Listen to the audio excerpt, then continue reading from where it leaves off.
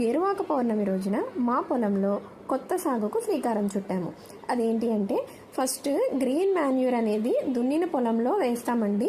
Green manure అంటే దీనిని పచ్చి రొట్ట అని అంటారు. అంటే మనం ఏం చేస్తాము అంటే డిఫరెంట్ టైప్స్ ఆఫ్ ఒక సీడ్స్ అనమాట. అలసంద, పెసర, సజ్జలు, కొర్రలు, జీలుగా, పిల్లి మిసర, మొక్కజొన్న ఇలాంటివి 25 రకాల విత్తనాలను చల్లుతాము. ఈ పచ్చి రొట్ట పొంటలను తర్వాత మళ్ళీ భూమిలో కలిగి దున్నుతాము. దీంతో నేలకు సేంద్రియ పదార్థం పెరుగుతుంది అండ్ నత్రజని కూడా సహజంగా అందుతుంది. తేమ నిల్వ ఉంటుంది. భూమి మరింత సారవంతంగా మారి ఆరోగ్యకరమైన పంటకు సిద్ధమవుతుంది.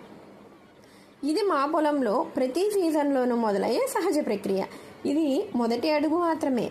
తర్వాత ఈ విత్తనాలు ఎలా పెరుగుతాయి, వాటిని మళ్ళీ ఎప్పుడు భూమిలో కలుపుతాము, ఆ తర్వాత అసలు పంటను ఎలా ప్రారంభిస్తాము తెలుసుకోవాలి అంటే మా పేజ్ని ఫాలో చేయండి.